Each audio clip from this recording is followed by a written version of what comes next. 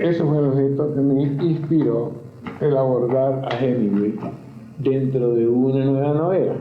El otro elemento que fue el producto de la investigación detrás de los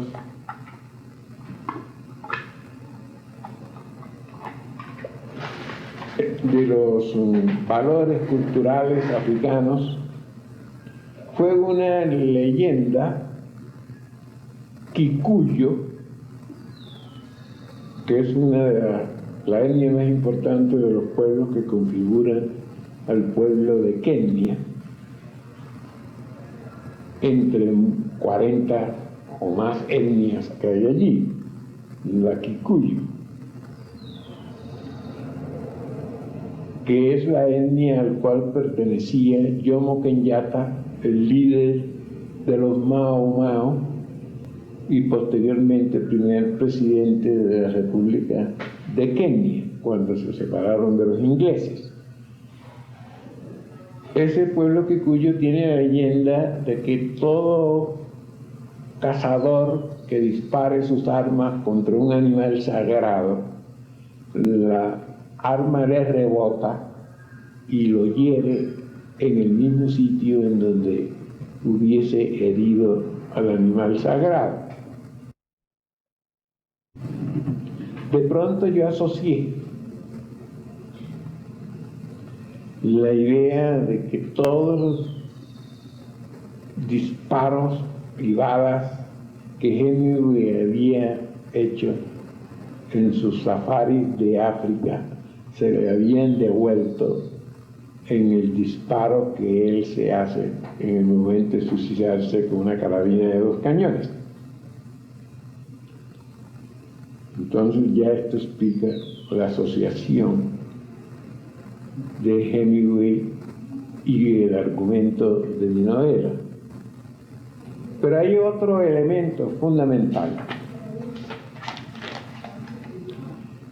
y es la colonización y la lucha por la independencia de los pueblos africanos, y particularmente de los pueblos de Kenia, por el hecho conocido por mí en estas investigaciones profundizadas, de que había sido, o es, según la paleontología, en África el primer sitio en donde aparece el Homo sapiens, en una profundidad histórica se remonta a 1,5 millones de años atrás, en Kenia.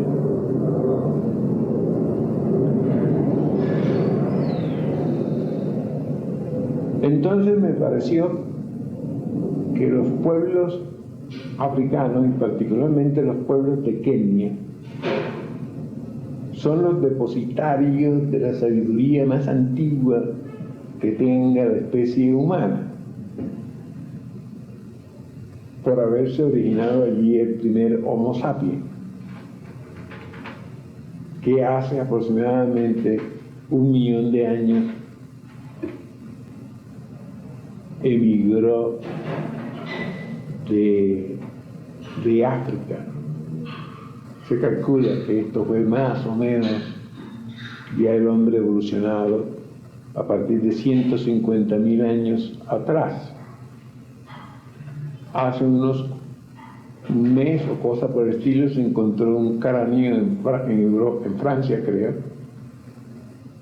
y con gran sorpresa encontraron que la característica de ese Homo sapiens corresponde a las características del Homo sapiens africano, lo cual confirma esa teoría de que el Homo sapiens se salió del continente y comenzó a caminar y fue a dar al Cáucaso, aparece el hombre blanco, y fue a dar al Asia, a la Mongolia, aparece el hombre mongólico, el hombre de Pekín, y se fue a la Melanesia y aparece el hombre erectus de Dubois, en Java, y seguramente por ese mismo camino, pero solamente 60.000 años atrás, descendiente de ese Homo sapiens, a lo mejor ya mestizo de caucásico y de mongol y de africano, llega a la América. Los datos más recientes están denotando la presencia de fósiles humanos en este continente con una antigüedad de 60.000 años atrás. Nosotros estábamos hablando de una antigüedad aquí en Colombia de 5.000. Bueno, eso quiere decir de que ese hombre que llegó acá 5.000 años atrás es la evolución del que llegó a la América hace 60.000 años, ¿no? Bueno, entonces ya tenía 3 elementos importantes y afortunadamente amarrados.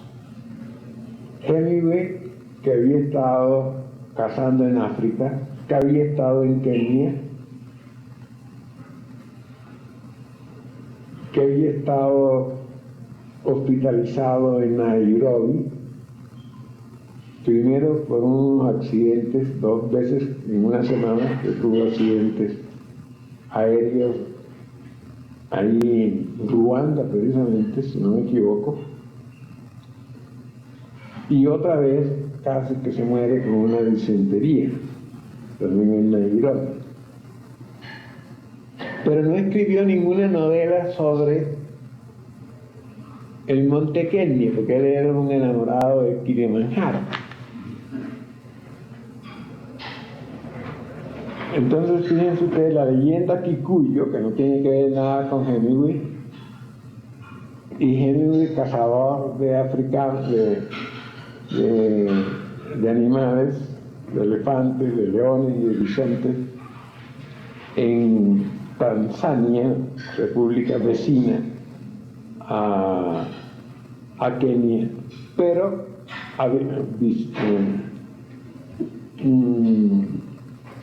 varias veces no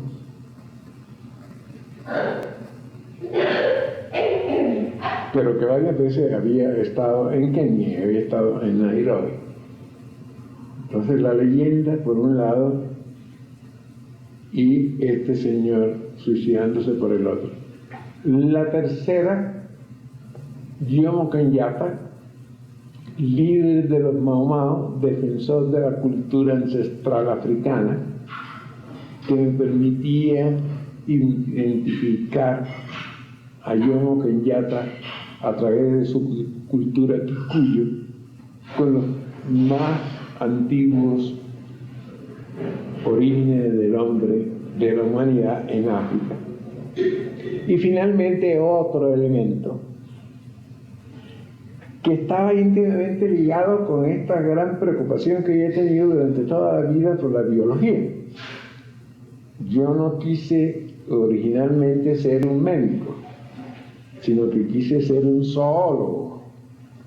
Pero como no pude estudiar zoología, porque en ese entonces no había en Cartagena ni había en Colombia, estoy hablando de 1937, mi papá me convenció que si yo quería conocer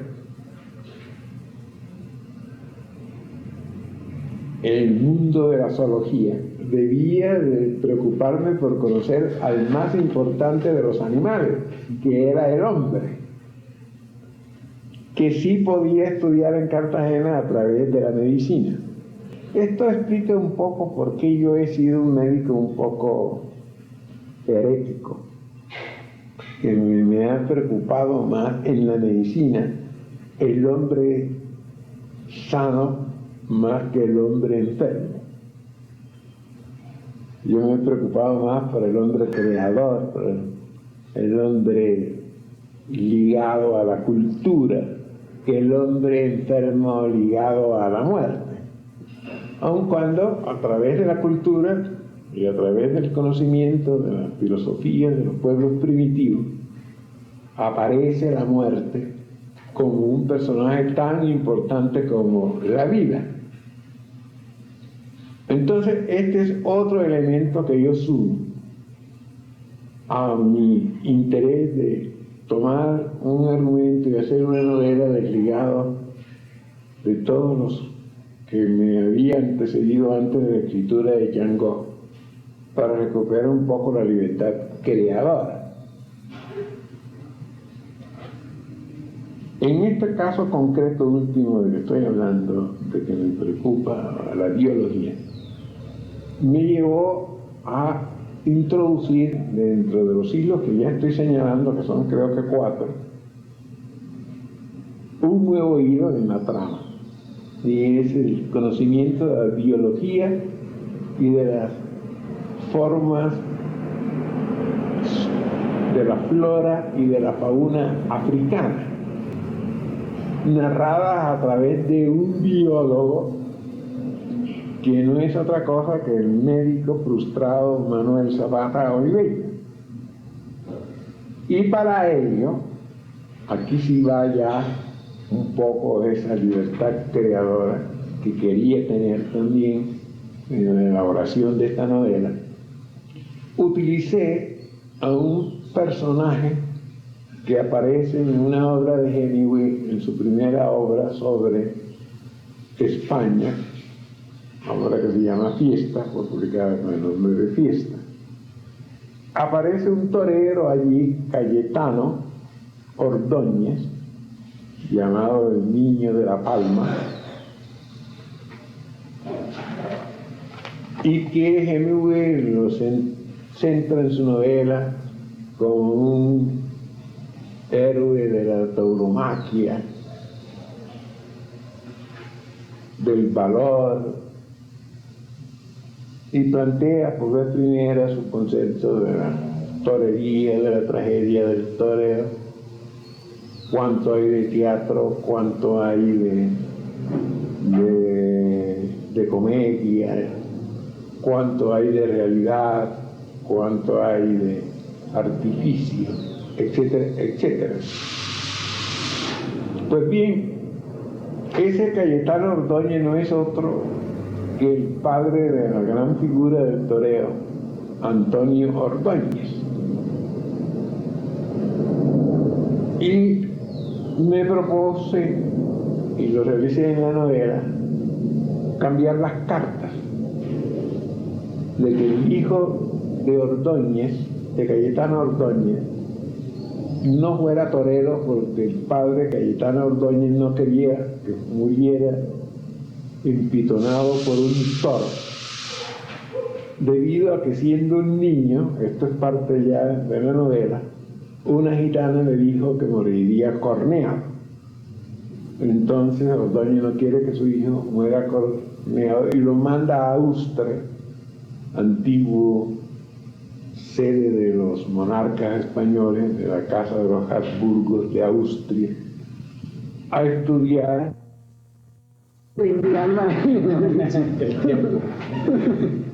Entonces,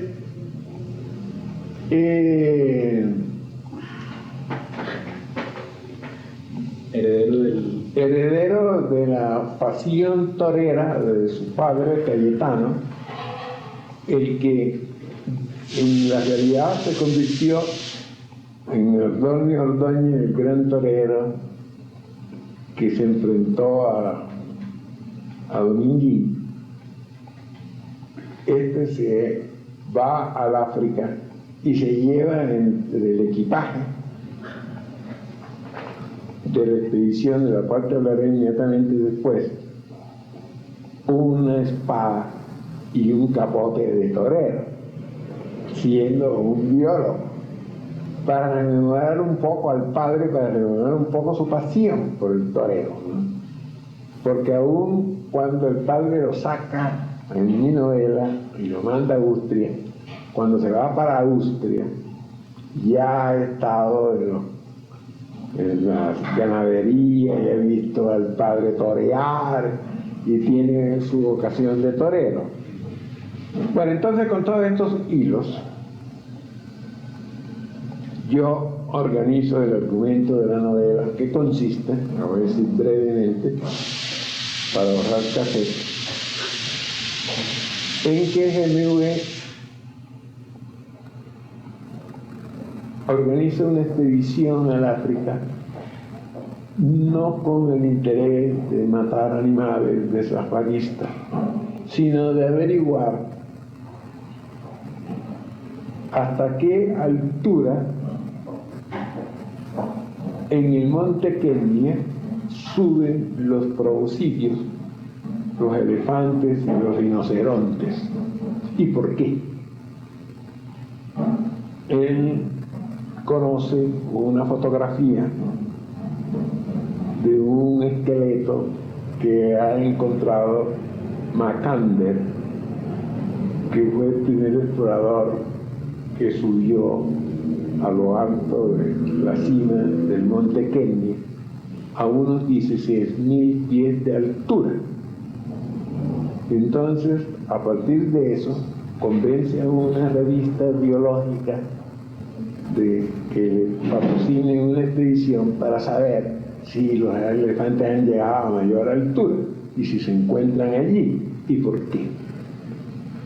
Para esta expedición, él cuenta con 2 colaboradores, con un biólogo que es el hijo de Cayetano Ordóñez y que es su ahijado, porque cuando él anduvo escribiendo su novela y coge a Cayetano como protagonista de su novela, Cayetano tiene un hijo y entonces le pide a Hemingway que lo apadrine. Todo esto en la novela, esto no es en la realidad.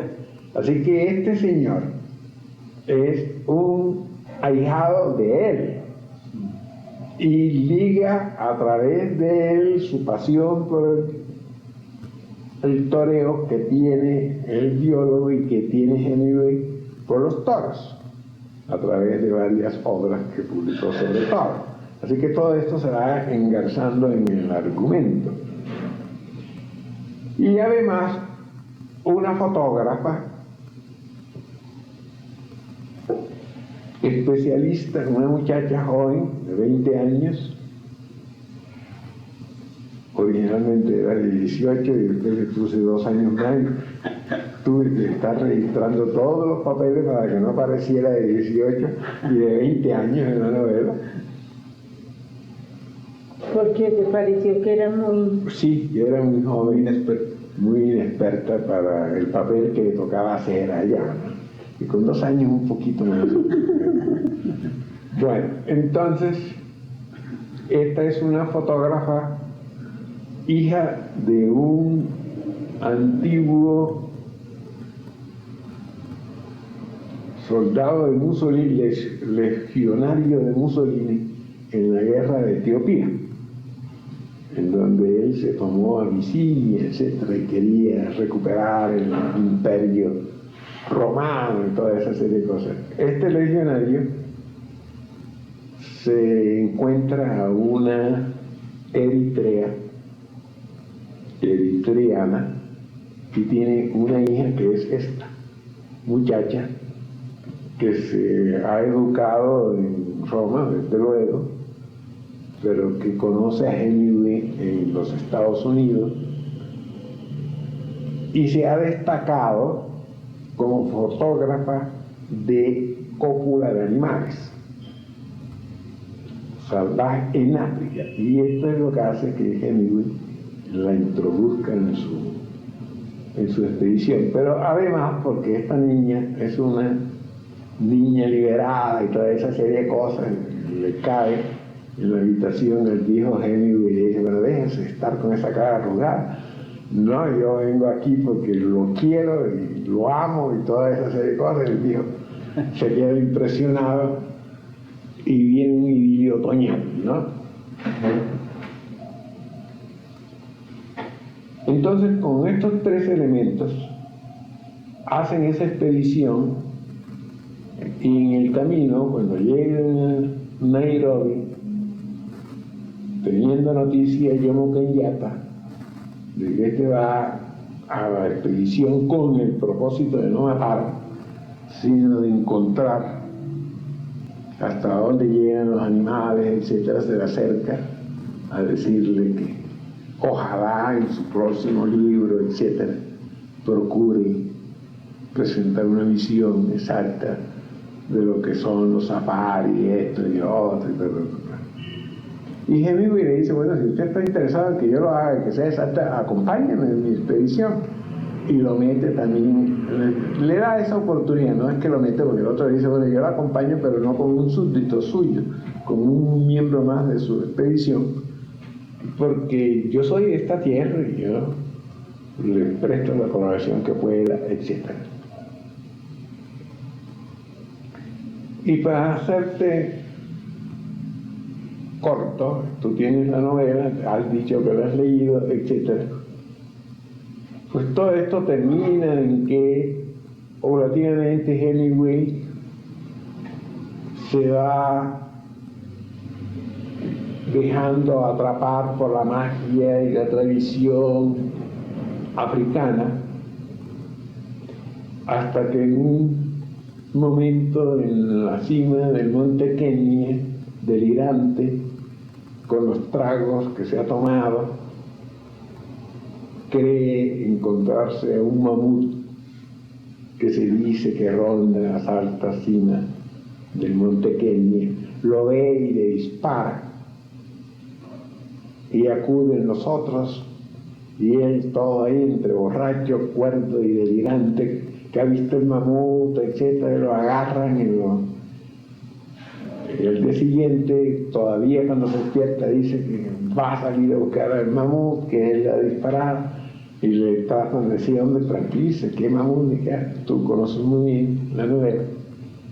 Pero cuando el guía que los ha ayudado a acompañar dice que ha visto las huellas sangrantes del mamut, bueno, se crea un estupor. ¿Cómo es posible que no se acuerde? A partir de ese momento él cae en la obsesión del mamut sagrado y se siente perseguido por el mamut sagrado. El ahijado, que también está condenado por la leyenda de que los que disparan contra los animales sagrados le rebotan, porque en su propósito científico ellos querían tomar una foto de un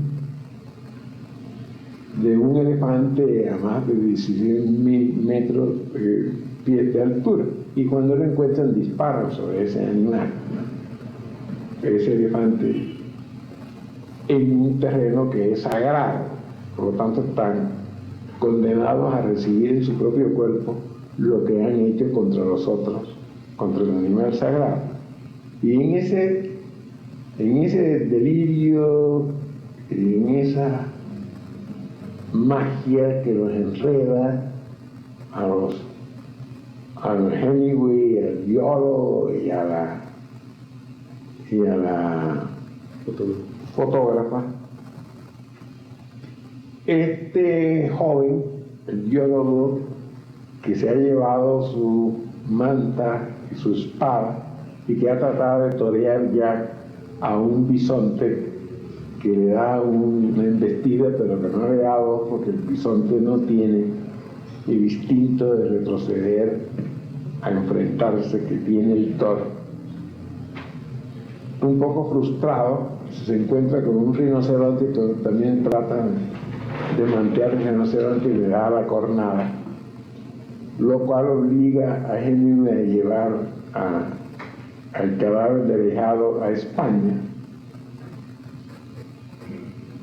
Mientras que la tercera en la aventura, la fotógrafa Renata, se cae en el avión que lo lleva de África a Italia, con lo cual Hemingway se ve que está siendo perseguido y perseguido, y regresa otra vez a su país, y es cuando en una noche de delirio cree que el mamut se le acerca y le dispara, y es el mismo el que se suicida. Bien, quiero hacer unos breves comentarios en torno a todo esto. Estos son los elementos que a mí me me sirvieron de inspiración para escribir una novela. Hombre, yo creo, independientemente de quién haya sido el autor, que son suficientes elementos como para que la crítica literaria no se hubiese quedado como se ha quedado, un poco muda, ¿no? Ya sea porque no ha leído la novela o ya sea porque no le ha interesado. Pero a mí se me hace que como crítica literaria esta novela plantea muchas cosas que no deben pasar inadvertido por la crítica, sea para bien o para mal. En primer lugar, creo que es la primera novela escrita por un autor hispanoamericano sobre África, ¿no?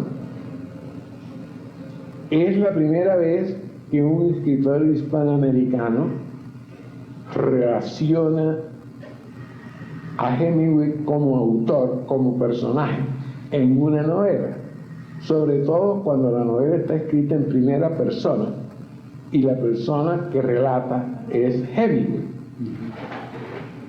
Hombre, a un crítico esto le debe plantear muchas cosas para decir cómo es posible que este señor se atreva a estar convirtiendo a Hemingway en su voz narradora.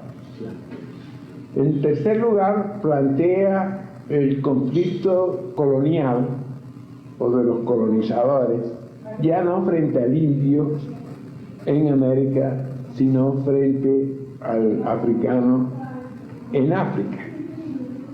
Hombre, hacer un parangón de la novela indigenista con la novela africanista o lo que sea, es algo que a mi manera de ver es una obligación de por lo menos decir dos palabras sobre este particular, ¿no? Y otros elementos que se desprenden de la lectura. Pues bien, me he tenido que conformar con que el libro no se ha vendido, no solamente porque no se ha vendido, sino también porque no le han hecho publicidad, no lo han sacado del ámbito del mercado bogotano, no ha llegado a Cartagena, no ha llegado a Medellín, en fin, si ha llegado no tengo noticias, no ha llegado a Latinoamérica, no ha llegado a España, en donde yo esperaba que tuviera muy buena acogida por lo de Ordóñez, etc. No he podido conseguir que se haya distribuido en los Estados Unidos, pero ha llegado a manos de los críticos literarios que conocen mi obra. Estoy interesado en ver si consigo a alguien que se interese en traducirlo. Le veo mucha perspectiva en el cine. Ha sido una novela concebida como para ser realizada en el cine, por la figura de Hemingway, por los animales, por los Mau Mau, por tantas otras cosas. En estas circunstancias, pues, es lo que tengo que decir de esta novela, que me llena mucho. Creo haber plasmado mi interés de hacer una novela con plena autonomía de fantasía creadora. Creo que está dentro del ámbito de Moby Dick, creo que está dentro del ámbito de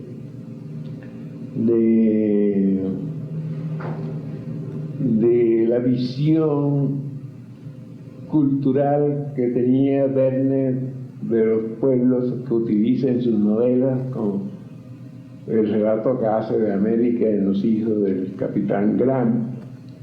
África. ¿Ah? El mismo África en 5 semanas en globo. En 5 semanas en globo, etcétera, ¿no? Y espero, con paciencia, sin desesperación, que la novela sea leída y que en su momento sea criticada. A propósito de eso, por ejemplo, veo que la principal falla puede ser de distribución. Sí, probablemente de distribución. Sí. ¿Hay alguna preocupación, digamos, en cuanto a la trascendencia de la obra digamos, que la obra tenga lectores dentro de varias décadas? Usted sabe que... Pues yo no aspiro a que los tenga dentro de varias décadas, quiero tenerlos ahora. Claro. Pero de todas maneras, yo creo que en la medida en que la novela se vaya conociendo, va a despertar interés, indudablemente, por los hechos que he señalado anteriormente. Y finalmente, quiero decirte que esa novela que estoy escribiendo ahora, que está dentro del mismo plan de hacer novelas por libertad creadora y dentro del ámbito de mis primeras lecturas, está una que de momento tiene el título de Itzao, I-T-X-A-O, Itzao, el inmortal. Es una novela que recoge, bueno, no que recoge, está fundamentada en un cuento de la tradición oral, seguramente española, muy difundido en todo el continente hispanoamericano, y que ya algunas escenas y personajes han sido retomados por grandes escritores latinoamericanos. Te quiero mencionar el primero que lo hace, que es José Hernández, el autor de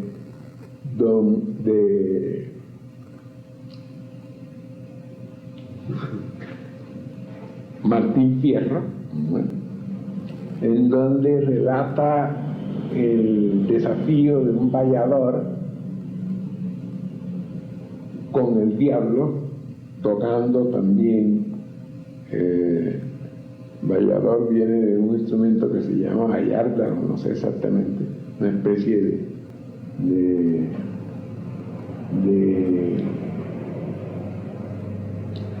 bandorín.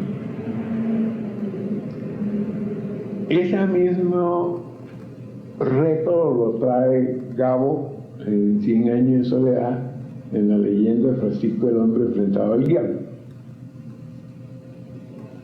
Es el mismo que trae don Tomás Carrasquilla en el cuento A la diestra de Dios Padre, donde Peraltica se enfrenta también a la muerte y va al cielo, y Dios lo pone a la diestra, etc.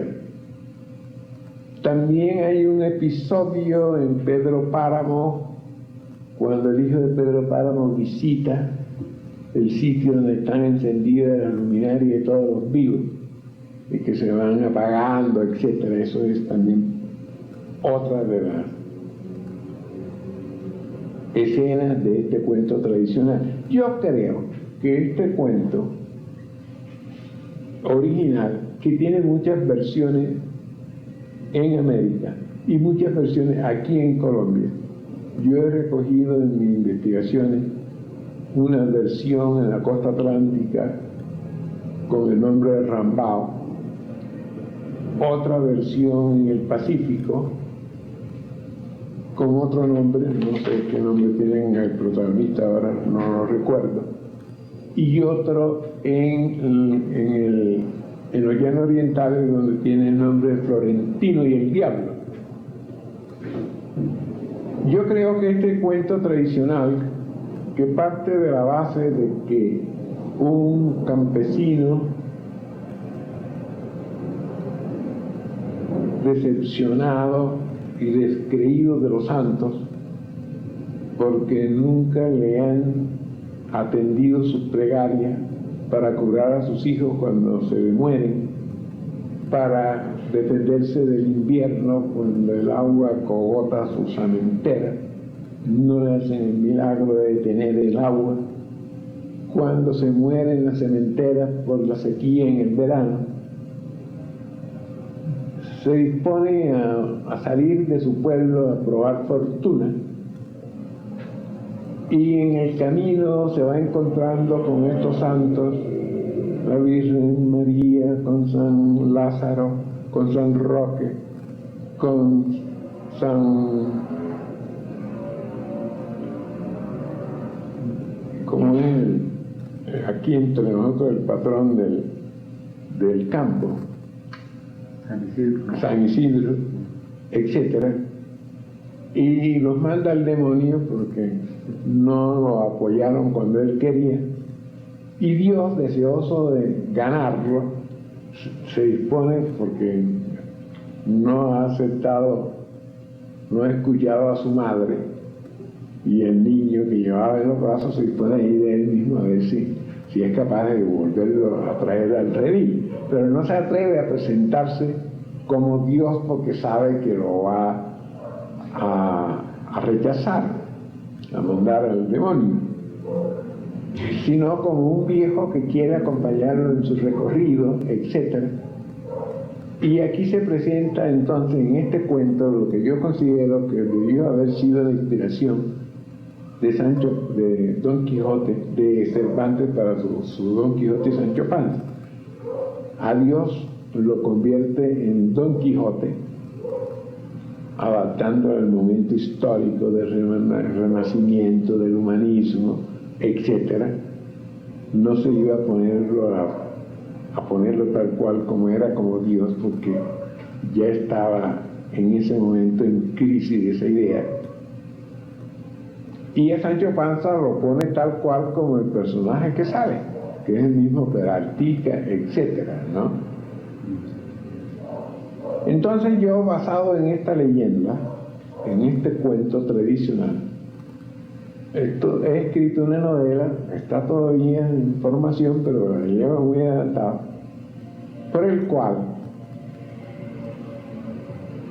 este señor no sale de su pueblo solamente decepcionado por los santos, sino porque ha pasado por un profeta en su pueblo y le preguntan que un profeta ciego, que de dónde viene y para dónde va. Entonces él le responde: yo vengo de la civilización y huyo de ella, y le advierto que tarde o temprano la civilización vendrá aquí y ustedes serán víctimas de la civilización. ¿Y cuáles son los males de la civilización? No, la civilización no es mala.